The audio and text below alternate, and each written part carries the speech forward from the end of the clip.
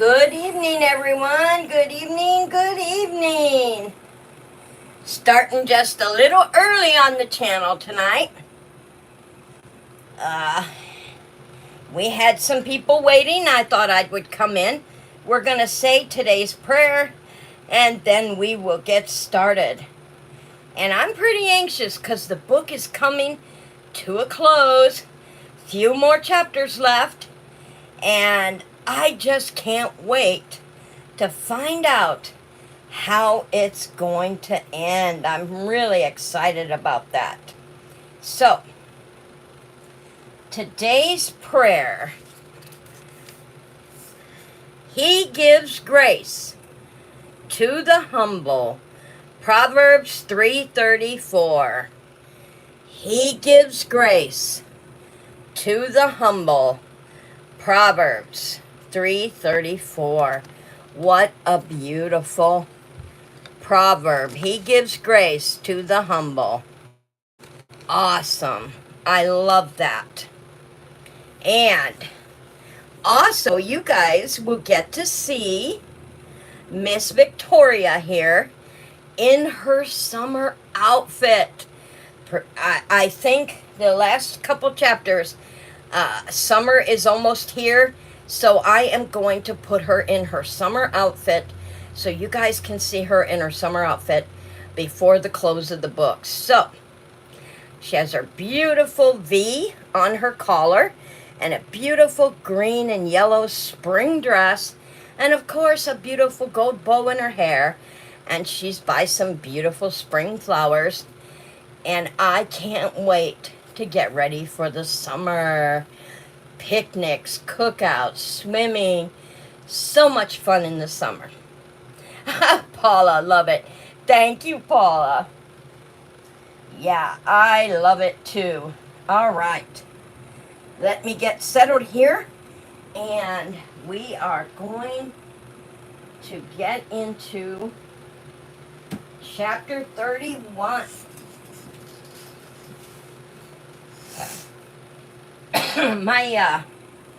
Forgive me tonight a little bit, y'all, because I have been a little, my allergies, the seasonal allergies, and I have been a little stuffy, yuck, and I can tell by my talk that I'm also a little hoarse.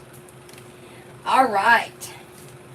I want to welcome everyone in this evening. If you come in a little later, welcome, welcome. And I hope you are enjoying this book by Debbie McComber, Starting Now, a Blossom Street novel. Chapter 31. Late Wednesday afternoon, Libby hurried back from the hospital, changed clothes, and struggled into a pair of pantyhose. At one point, nylons had been a part of her daily routine, right along with crisp business suits and high-heeled pumps. These days it felt as if she was stuffing sausage, trying to squeeze her legs into the control top. How quickly one forgets. She opted for a slinky black dress and her mother's pearls for the hospital fundraising dinner. Philip had asked her to sit at his table, and at Libby's suggestion, he had invited Robin and Roy to attend as well.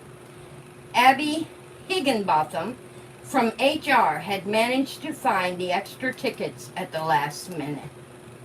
Libby had spent the majority of the day with Amy Jo at the hospital. Ava had been released and was back home with her grandmother. Darlene Carmichael had apologized through Ava, although the shock of the birth of her great-granddaughter had yet to completely wear off. She was grateful Libby had agreed. Oh, here's our answer, y'all. She was grateful that Libby had agreed to adopt the child and that she wouldn't be responsible for caring for anyone beyond Jackson and Ava. Libby's one disappointment was that she had seen Philip only briefly over the last few days. Today he had been rushing down the corridor at the hospital when they happened upon each other. "Tonight's the fundraiser," he reminded her. "Not to worry, I remembered." "Good." They started walking backwards, taking small steps, needing to be someplace else. "You're ruining my reputation, you know." Libby frowned. "Your reputation?" "Yeah, they used to call me Heart of Stone, but ever since I met you, that has all changed. I've changed too. It was important that Philip know she wasn't the same woman either." "You have," he agreed, "but not all the changes in you have to do with me." "Don't be so sure." She pressed her fingertips to her lips and then held up her palm to him. Philip muttered something she couldn't hear under his breath and pressed his hand over his heart. "See, you're doing it again." And then he added, as if he had done sentimental talk was uncomfortable, "Do you want to meet outside the ballroom?" "Sure, see you tonight." "Tonight." His eyes held promise that Libby fully intended to collect upon.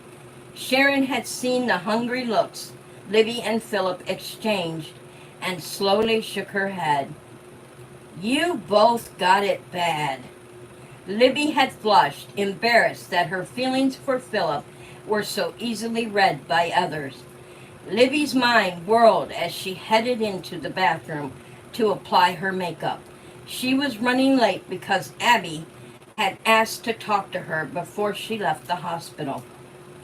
"I know you recently rented your own office and struck out on your own, but there's a position here at the hospital that you would be uniquely qualified to fill." "Me? A job at the hospital?" "We need another fundraiser on staff. Robert Lopez, who heads the department, told me the young man who's been working with him has taken a job elsewhere.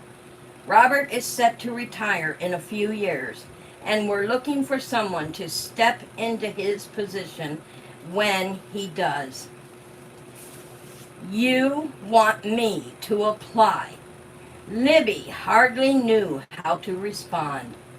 "Having worked in trusts and estates, you have access to several wealthy families who might consider making a contribution to the hospital.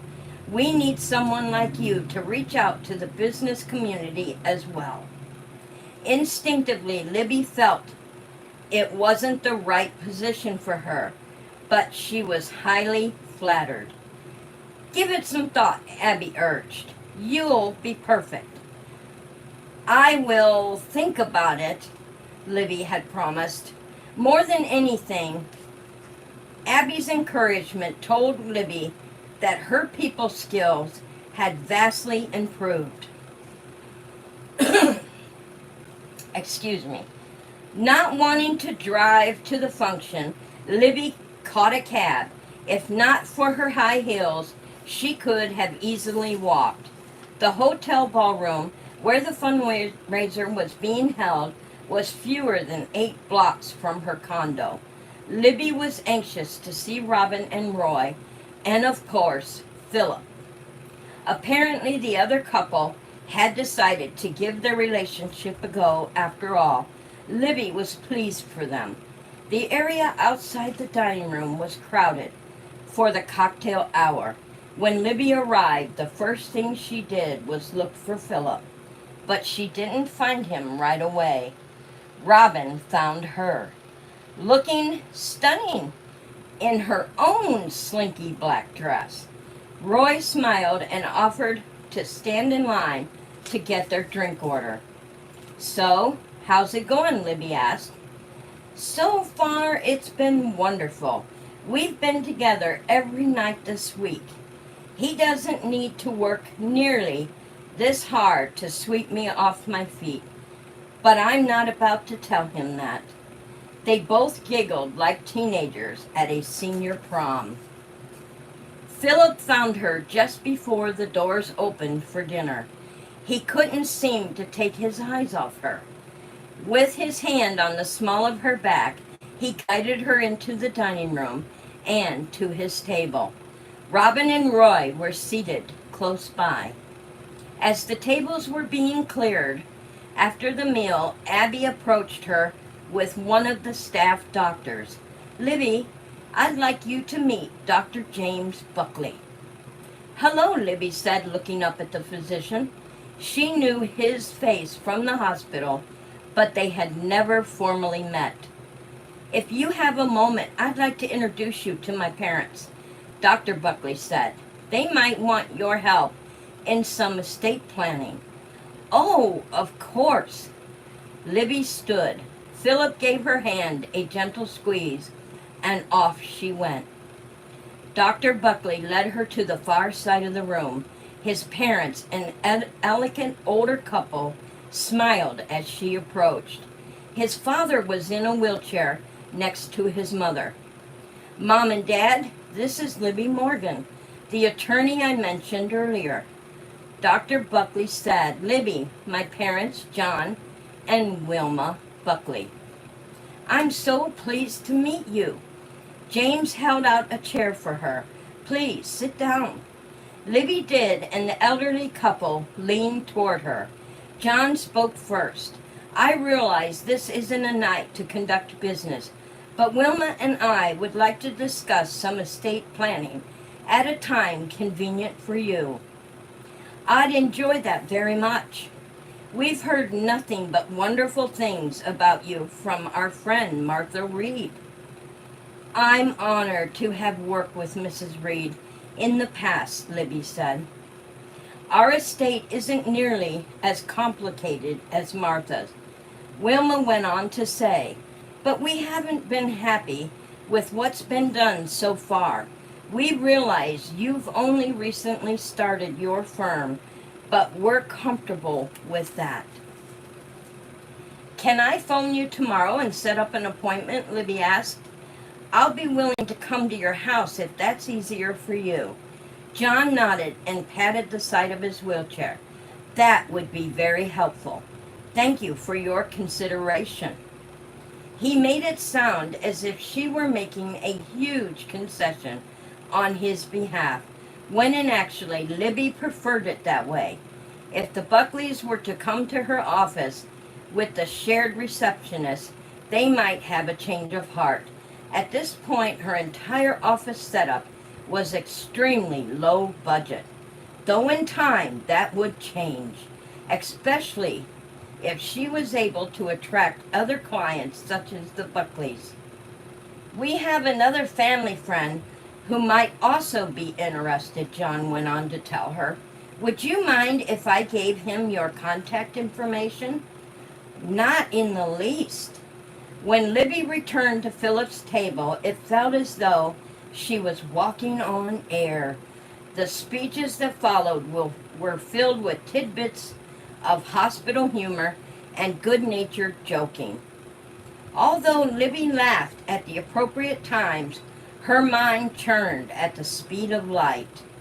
One of the reasons Herschel gave as to why she should be let go was her inability to bring in new clients.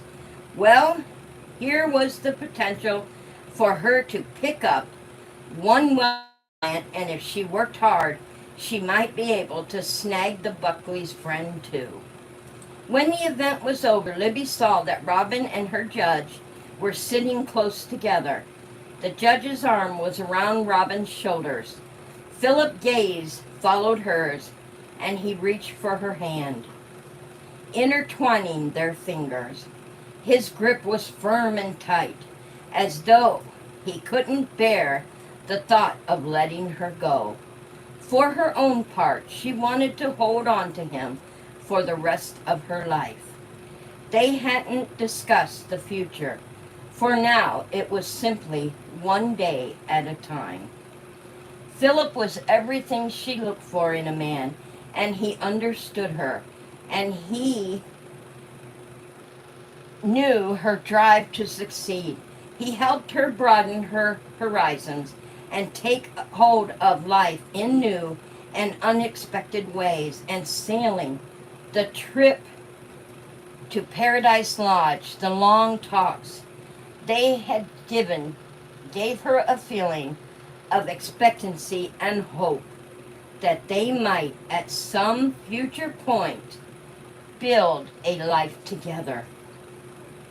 The two couples went out for a glass of wine following the banquet. They chatted amicably for more than an hour, exchanging studies before Philip struggled to hide a yawn. "Oh, I'm not as young as I used to be," he complained. "Tell me about it," Roy added. "Is it past your bedtime?" Robin teased. The two seemed to be getting along famously. Libby noted, for that matter, all was going well between her and Philip, too. They parted ways in the hotel lobby, and Philip offered to drop Libby off at her condo rather than have the doorman call for a taxi. She hesitated and then admitted, "Once I change clothes, I was thinking I'd stop by the hospital for a few minutes." "It's late," Philip protested. "Can it wait until morning?" "I suppose, but I wanted to kiss Amy Jo goodnight and tell her what a wonderful evening I had with friends." "Friends?" Philip asked, arching his brow. "Friends? Is that all I am to you?" Libby grinned. "Oh, honestly, you make friends sound like a four-letter word." The truth was, she feared suggesting anything more until Philip claimed otherwise. "I was hoping to be more than a friend," he said. "Actually, I was thinking earlier we could enhance our friendship," she offered. "Friends and lovers?" he asked. He cocked his eyebrows with the question, his gaze holding hers. She smiled up at him. "Definitely, when the time is right." He looked disappointed, but didn't say anything for a moment. "Sounds fair. Let me see you up to your condo." "Okay." She had already told him she intended on visiting the hospital, but that could wait a few minutes. She decided, "Sure, come on up." She hoped she sounded casual. He parked outside the building and helped her out of the car. He stood behind her, hands rubbing the curvature of her neck as they rode up the elevator to the condo. Neither spoke. Once inside, Philip didn't wait for her to turn on the lights before he turned to her in his arms and kissed her. This was hardly the first time that they had kissed. She had always felt restraint on Philip's part until now. Libby's knees nearly collapsed as his mouth devoured hers again and again. She sucked in a deep, calming breath when she could and pressed her hand to her chest. "Wow. Wow," he repeated, pressing his forehead against hers as he stroked her arms. "Okay, Philip, I'm going to need a bit of direction here." "How's that?" "Exactly where are we in this relationship?" She felt the cool touch of Philip's lips against her cheek. "I'm falling in love with you, Libby." She smiled and wrapped her arms around his waist. "Really? Just remember, I come as a package deal." "I can handle that." She kissed the underside of his jaw. They each came with wounds of old relationships, and while it was frightening to think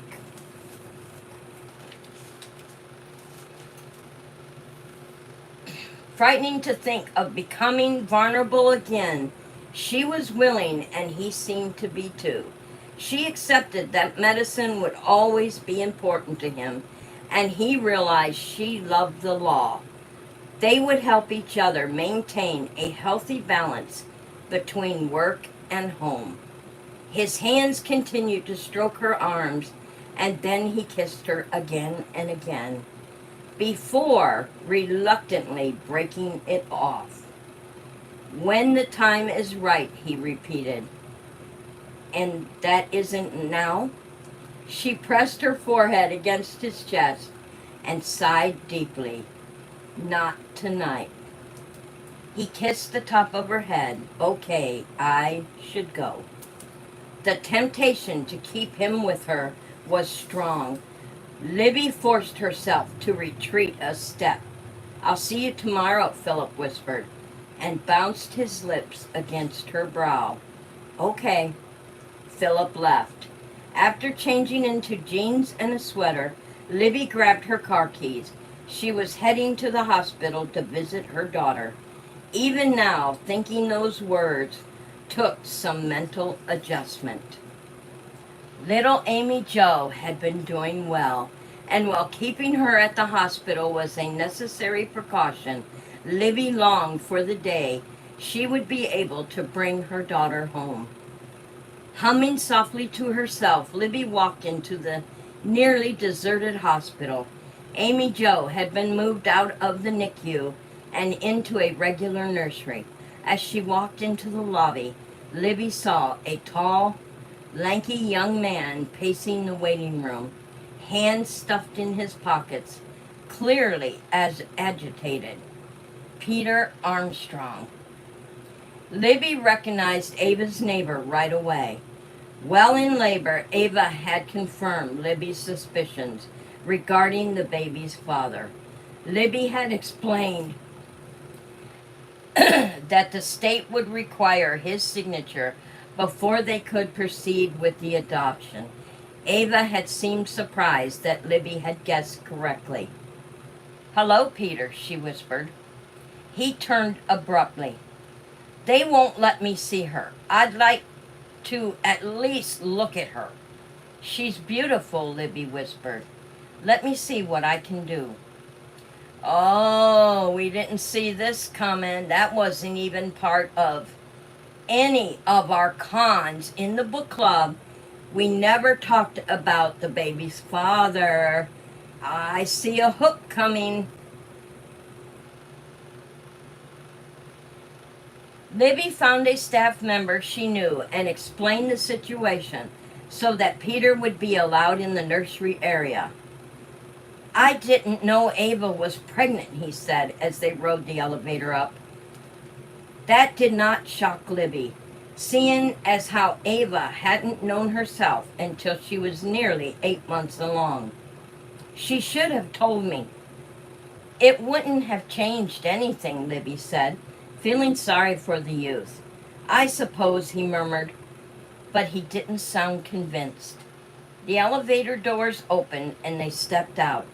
Peter went right away to the nursery window. His hands remained in his pockets. Libby noticed the sheen in his eyes. Would you like to hold her, she asked. Peter looked away from the nursery and slowly nodded. Oh, and that takes us to chapter 32. Let's see how long 32 is really short. Let's move on with 32. Peter Armstrong, dressed in a protective gown, looked strangely out of place in the nursery. He wore ragged jeans and a beat-up tennis shoes and untied laces. Tall and lanky, the 15-year-old's prominent Adam's apple wobbled up and down as Libby had him sit down and then handed him his daughter. The teenager looked down at Amy Jo for several seconds before he spoke. She's so tiny. She's a fighter. She's already gaining weight. How come she's still in the hospital and Ava's at home? Libby stood behind him and looked down at her daughter. Amy Jo had a few problems breathing on her own at first, and that's why the doctors are keeping her, to make sure her lungs develop more before she goes home. We can take her out of the incubator for short periods at a time.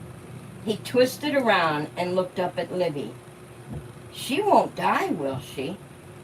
Life held few guarantees, but according to all the information Libby had received, the baby should do well.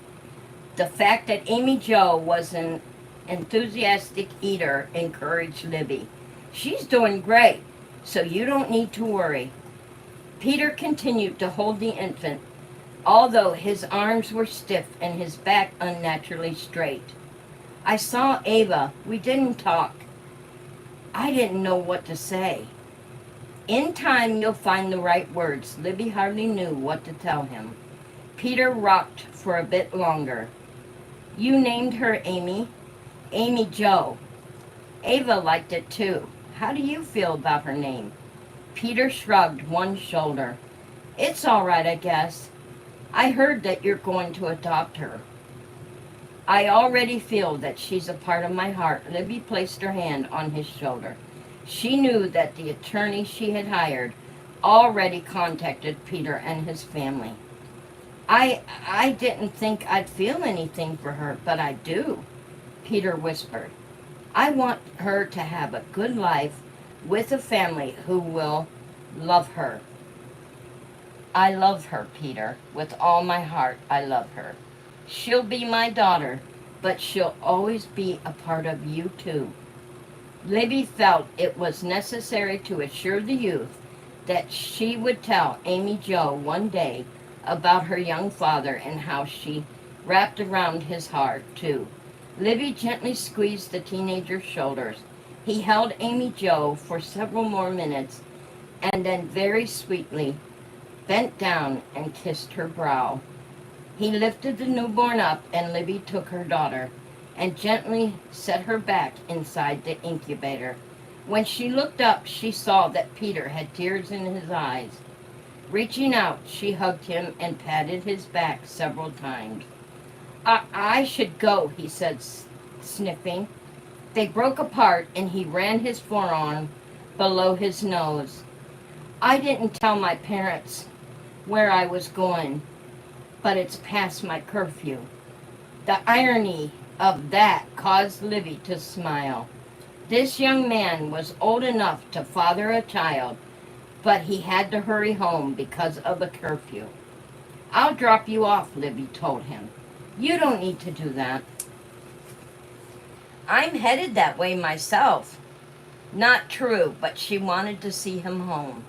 Once in the hospital parking garage, Peter climbed into the car and closed the door. Libby sat beside him and started the engine. They rode in silence for a couple of blocks before Peter spoke again.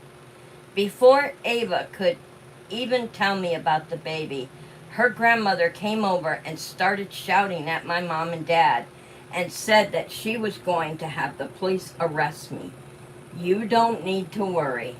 I know my dad called a friend of his who works at the police force, and he assured my parents that Mrs. Carmichael could threaten all she wants, but she can't legally do anything against me. Were your parents upset? Libby asked. She could only imagine how they must have felt, finding out this way that their son had fathered a child at 15. My mom started to cry and my dad sat me down and we talked, about real serious stuff. He said he regretted the fact that he hadn't talked like that a lot sooner. That's important. Yeah, Peter agreed. How's your mom doing? He shrugged and lifted his shoulder to a heartfelt shrug. She's still pretty upset. Most of the time, she's been on the phone with her mother and her older sister.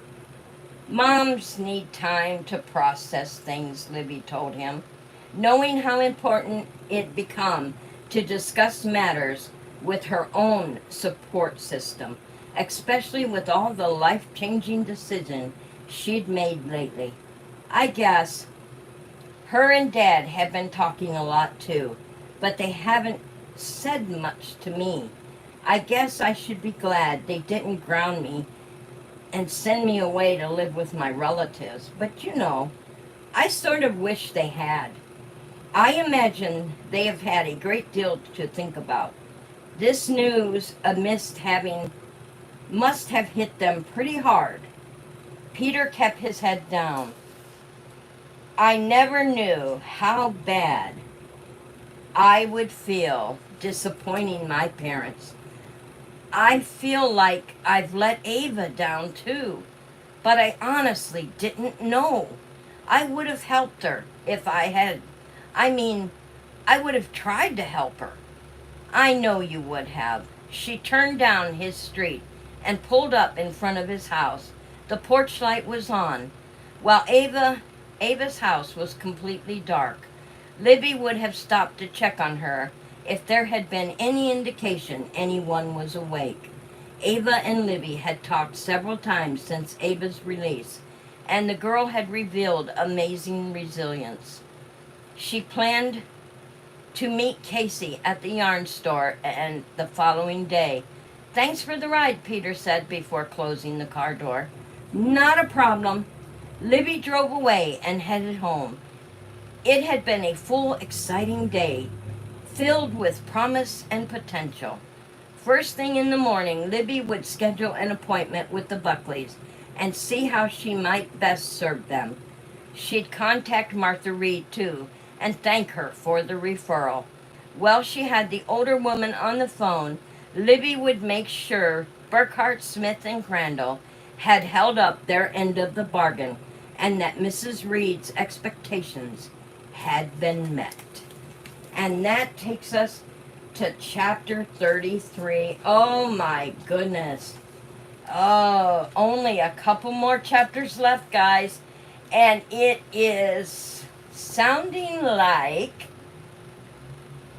there might not be a problem with the father. So it sounds like he knows he's not ready to raise a baby. And I want to thank you all for sharing this book with me tonight. Chapters 31 and 32. You all have a good night. Oh, I just can't read another one, Paula.